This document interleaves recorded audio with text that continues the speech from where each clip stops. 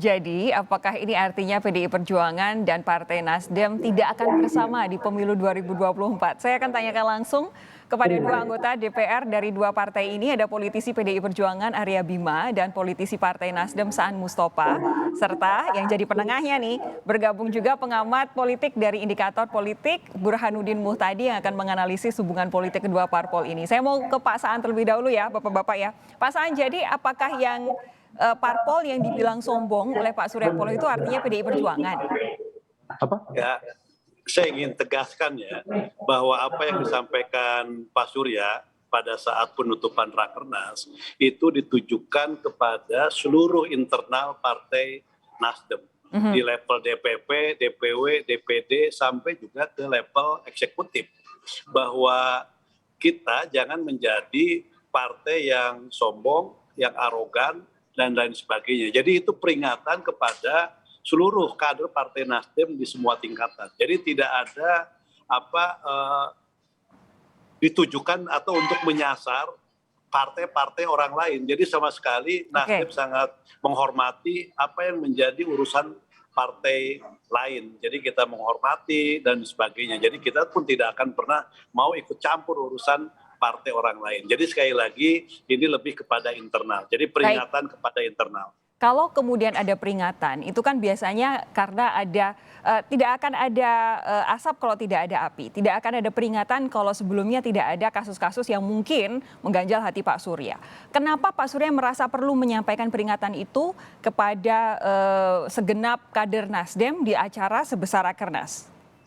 Ya karena ini kan ajang yang menurut saya setelah sekian tahun ya kita pandemi, dan ini adalah momentum yang sangat luar biasa di mana seluruh tingkatan bertemu di satu forum sampai ke tingkat DPD kabupaten kota, dan itu juga menghadirkan hampir 7.000, bahkan dengan yang lain sampai 12.000 hadir.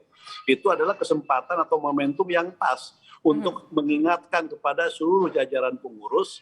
Jadi selain terkait dengan soal konsolidasi, terkait dengan soal persiapan menghadapi pemilu 2024 yang akan datang, tapi juga mengingatkan terkait dengan soal karakter partai ini kan gitu. Jadi menjadi karakter partai yang santun, yang tidak sombong, yang siap berkomunikasi dengan siapapun. Nah, terkait dengan tadi yang disampaikan Mbak Sophie, selama ini hubungan antara Pak Surya dengan Ibu Mega itu juga hubungan yang sangat baik kan gitu. Hubungan yang baik, dan kita sejak 2014 yang lalu itu kan menjadi mitra koalisi yang memang abadi permanen kan gitu. Dari awal kita mendukung Pak Jokowi periode pertama, kedua, dan sekarang juga sama-sama kita punya komitmen yang sama untuk menyelesaikan masa kepemimpinannya Pak Jokowi yang didukung Nasdem dan PDIP itu dengan baik. Jadi dua partai ini sebagai garda terdepannya Pak Jokowi tentu punya komitmen yang sama untuk menghantarkan Pak Jokowi di akhir masa jabatannya itu dengan kinerja yang luar biasa. Saya beralih ke Bung Arya Bima kalau seperti itu. Kenapa Bu Mega merasa perlu merespons pernyataan jangan jadi partai sombongnya Pak Surya Paloh, karena tidak ada pimpinan partai lain yang belakangan ngomong soal kesombongan ini, Bung Arya? Ya, yang dinilai sombong yang mana ya, kalau itu ditujukan ke PDI Perjuangan seperti yang tadi sudah diklarifikasi oleh Kang Saan. Saya melihat sebenarnya hal-hal yang disampaikan oleh Ibu Mega itu adalah hal yang substansial ya. Saya melihat beliau itu sebagai ketua umum ya, yang menyampaikan memang cukup keras dan cukup pedas ya di dalam forum internal partai walaupun terbuka ya. Karena gini loh, partai PDI Perjuangan atau seluruh partai itu punya tata nilai, punya anggaran dasar dan anggaran rumah tangga, dan itu harus dijaga oleh ketua umum, oleh ibu sebagai yang mendapatkan mandat Kongres. Nah, kalau tidak dijaga maka keutuhan itu mesti akan terancam. Ya. Nah, kalau Ibu Mega menyampaikan sebagai ketum partai, ya, yang memikul mandat Kongres, ya, dengan tanggung jawabnya itu disampaikan karena memang hal-hal itu adalah hal-hal yang wajar, hal-hal yang standar. Nah, memang ekspresinya firm sekali memang. Saya melihat kemarin Ibu Mega sangat confidence bagaimana Ibu menunjukkan kekuatannya sebagai ketum partai, ya. Tapi beliau ini juga punya kepekaan, ya, punya intuisi politik yang tinggi, di mana dalam satu narasi publik yang ada itu ada hal-hal yang ada kaitannya dengan problem eksistensi partai di dalam PDI Perjuangan. Nah, ini yang saya lihat Ibu merespon dalam kaitan PDI Perjuangan ini punya aturan main ke dalam, ya kan? Nah, mungkin ini kalau hal-hal yang terkait dengan insting-insting politik Ibu untuk lebih menguatkan dinamika internal partai karena ada seperti pencalonan Ganjar misalnya, itu harus disikapi ke internal karena ini menyangkut masalah eksistensi partai. Dan tentunya saya melihat bahwa hal-hal yang menyangkut dinamika itu kalau dibiarkan berkembang kemudian masuk ke dalam itu memberikan warna dinamika yang tidak produktif buat konsolidasi internal partai yang masih memegang tanggung jawab mandat kemenangan 2019. Saya kira Ibu cukup tegas dan jelas bagaimana memberikan warning itu kepada anggota dan kader PDI Perjuangan. Baik, saya beralih ke Bung Burhanuddin. Ini di luar urusan bahwa Nasdem menyatakan salah satu bakal capres mereka adalah kader PDI Perjuangan Ganjar Pranowo. Saya mau tanya terlebih dahulu. Ini ketua parpolnya keras. Pernyataannya rasanya sulit. Saya tadi cukup kagum dengan Pak Saan dan juga Bung Arya Bima karena bisa menemukan cara untuk mengklarifikasi pernyataan para ketua umumnya menjadi sedemikian rupa. Tapi menurut Anda apa sih sebenarnya yang terjadi? Ya, begini, kalau kita lihat secara verbatim maupun secara kontekstual, sulit untuk menghindarkan kesan ada praktek saling sindir antara kedua tokoh ini. Saya sendiri baca itu pernyataan secara verbatim Bang Surya dalam penutupan acara Kongres Nasdem maupun pernyataan Ibu Mega. Jadi pernyataan Bang Surya memang suka tidak suka tidak bisa disalahkan kalau dikaitkan dengan perilaku elit PDI Perjuangan yang dianggap kurang berkomunikasi dengan partai lain. Jadi ya, kalau kemudian Kang Saan sama Mas Arya Bima mencoba mendiskon pernyataan elit atau ketua umumnya, nah itu tugas keduanya memang. Ya. Dan tugas dilakukan dengan sangat baik ya. Nah, tapi terus terang kalau dibanding dengan saling sindir antara Caimin dengan Mbak Yeni, jauh lebih vulgar ya. Ketua umum PKB dengan Mbak Yeni, keduanya memakai bahasa low konteks. Kalau Bang Surya sama Bu Mega ini kan ada bahasa pasemon, ada bahasa simbol. Tetapi sulit untuk menghindarkan kesan bahwa memang ada saling sindir. Apalagi kalau kita tonton 1 jam wawancara Mas Budiman Tanurejo kepada Bang Surya Paloh. Itu clear, ada memang saling sindir antara kedua tokoh. Tetapi kan bukan soal itu, saya kira ya. Poin kita, mengapa ada saling sindir antara Surya dan Mega. Dan memang keduanya adalah potensial kingmaker 2024. Jadi di antara ketua umum partai pendukung pemerintah, bahkan di antara 9 partai yang punya kursi di DPR, yang potensial mencetak presiden 2024 selain Pak Jokowi, ya tentu saja Ibu Mega dan Bang Surya Paloh. Jadi ada semacam rivalitas diam-diam. Dan menurut saya itu sesuatu yang wajar. Ada pasar surut itu, Sofi ya. Tapi menurut Anda apakah ini ada kaitannya dengan langkah Partai Nasdem menjadikan kader PDI Perjuangan sebagai bakal calon presiden mereka? Salah satu dari 3. Pemantik ya. Tetapi kalau kita lihat sejarahnya kan sudah hubungan keduanya memang pasang surut. 2004 Bang Surya mendukung Pak SBY. 2009 Bang Surya mendukung habis-habisan Ibu Mega dalam Pilpres. 2014 dan 2019 keduanya harmonis. Tetapi di 2019 kadar keharmonisan hubungan kedua tokoh ini tidak seintim 2014. Jadi 2019 ke atas memang sudah ada bibit-bibit rivalitas kedua tokoh ini, sesuatu yang menurut saya wajar. Beliau keduanya berada dalam biduk koalisi, tetapi istilahnya itu namanya competition. Jadi ada cooperation dan competition antara kedua tokoh ini. Nah, yang terakhir ketika muncul nama Ganjar dari 3 nama yang dinominasikan oleh Nasdem, itu menurut saya hanya sekedar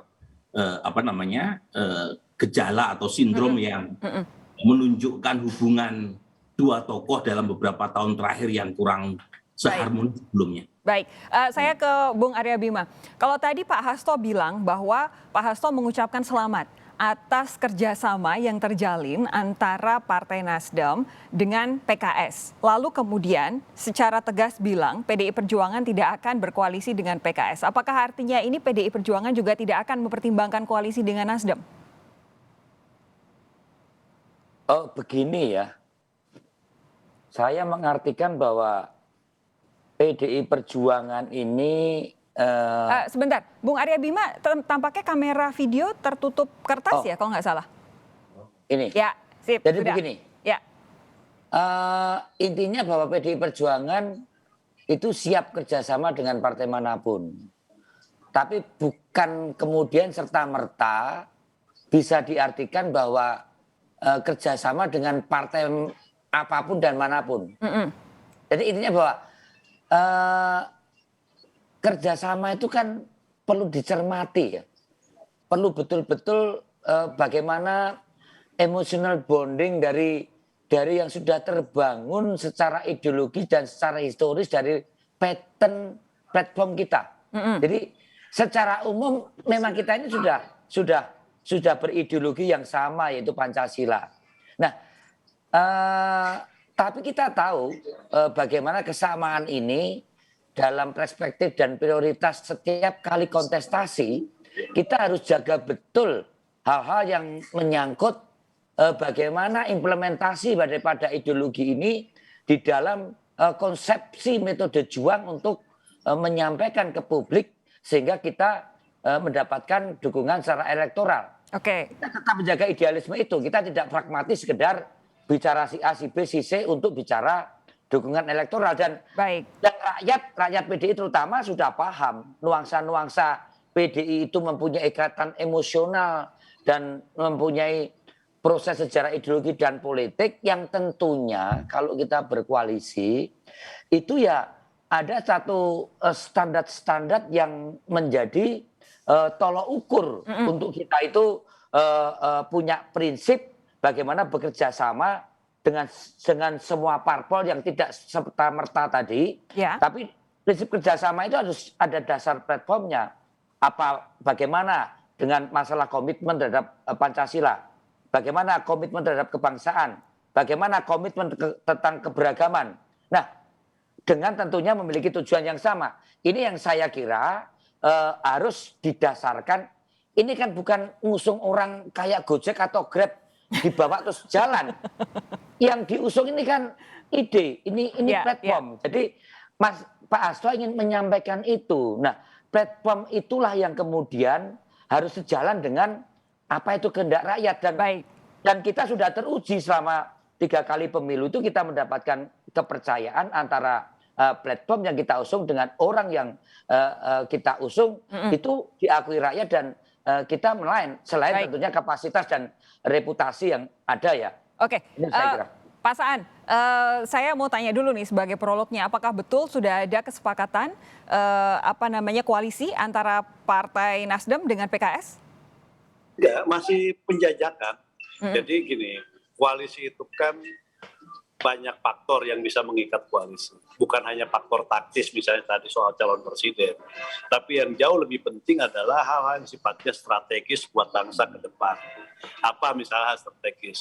Itu terkait dengan soal komitmen untuk memperteguh politik kebangsaan. Apa komitmen terkait dengan soal Pancasila sebagai ideologi. Kedua, komitmen untuk menjaga negara NKRI, Negara Kesatuan Republik Indonesia, agar tetap utuh. Dan yang ketiga, menjaga Bhinneka Tunggal Ika keragaman. Nah, kita punya komitmen itu yang paling penting. Yang kedua, tentu kita juga ingin mengakhiri, kita punya 2 kali pengalaman pemilu yang selalu melahirkan polarisasi, politik identitas dan sebagainya. Kita ingin mengakhiri ini semua, kan gitu. Nah, tentu faktor itu menjadi hal yang terpenting yang kita coba sampaikan dengan calon-calon mitra koalisi ya. Ini baru calon mitra koalisi saling penjajakan.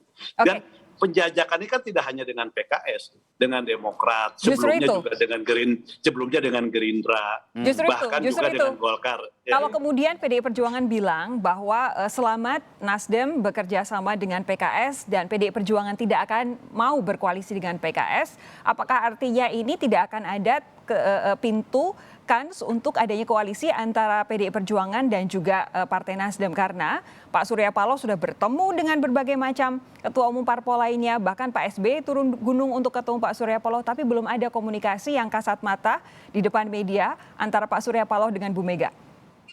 Ya, pertama ketemu pada saat reshuffle, dan tentu saya yakini bahwa ketika pertemuan saat reshuffle kabinet yang lalu, Pak Surya ketemu dengan Ibu Mega pasti ada komunikasi. Yang kedua, memang sekarang Partai Nasdem memang masih melakukan konsentrasi terkait dengan soal pembenahan internal.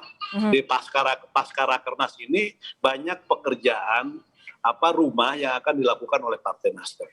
Dan pemilu 2024 itu kan bukan hanya pilpres, tapi ada pemilu legislatif yang itu jauh buat partai jauh lebih penting juga. DPR RI, provinsi, kabupaten, kota, dan ini membutuhkan konsentrasi, fokus, dan juga memaksimalkan semua potensi yang dimiliki oleh partai. Karena legislatif itu eksistensi partai di soal legislatif, belum ada pilkada ke depan.